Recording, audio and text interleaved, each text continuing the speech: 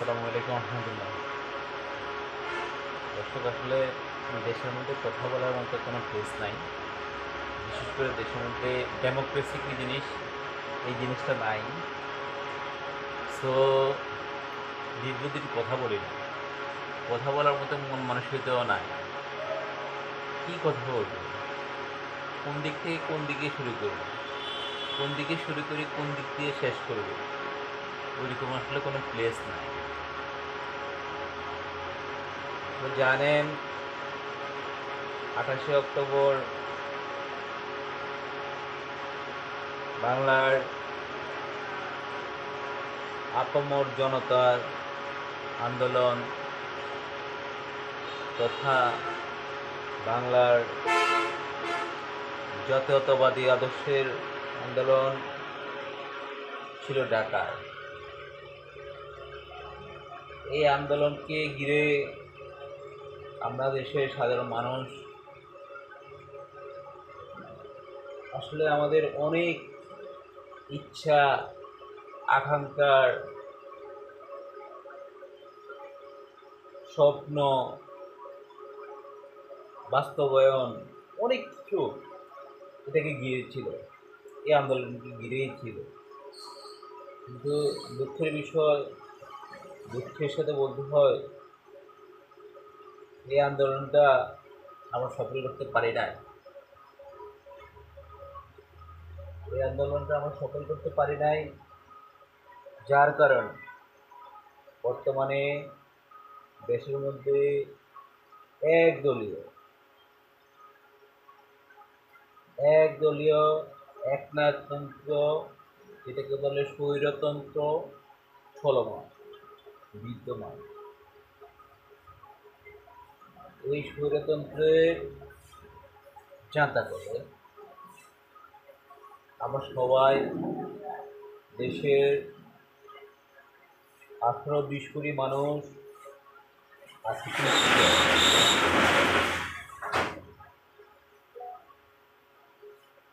বিদায়।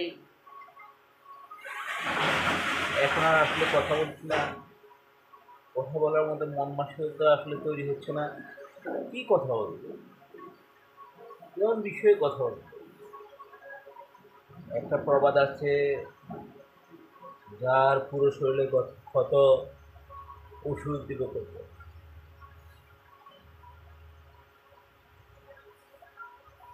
আসলে চিন্তার বিষয় হলো, সব কথা পরিশেষে একটা কথাই, দেশের মধ্যে কোনো গণতন্ত্র, কোনো ডেমোক্রেসি, মানুষের বাক স্বাধীনতা, সাধারণ মানুষের বাক স্বাধীনতা নাই। জানেন, দেশের মধ্যে কর্ম নাই, দেশের মধ্যে ব্যবসা নাই, ব্যবসায়ীরা ঠিকমতো ব্যবসা করতে পারে না, কর্মজীবীরা ঠিকমতো কর্ম করতে পারে না। শুধু একমাত্র একটা জিনিস ঠিকঠাক মতো চলা যায়, যেটা আমার দ্বারা আপনার দ্বারা সম্ভব না, সেটা হলো যায় দুর্নীতি, ভাওতাবাজি, ধোঁকাবাজি, 2 নম্বরে যত আছে সব কিছু কি ঠিকঠাক মতো করা যায়।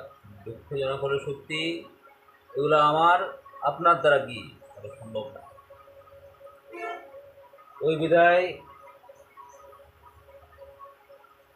আসলে ইদানিংকালে কোনো কথা বলছি না, ইদানিংকালে কোনো কি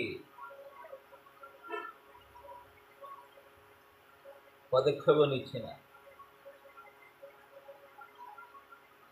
যাক, দেশের মানুষ, দেশবাসী, আপনাদের জন্য আমি দোয়া করি, আমার জন্য আপনারা দোয়া করবেন। গণতন্ত্র পুনঃপ্রতিষ্ঠার লক্ষ্যে,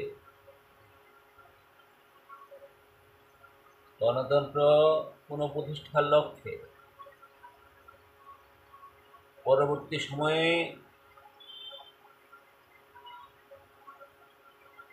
যদি কোনো আদেশ নিষেধ আসে,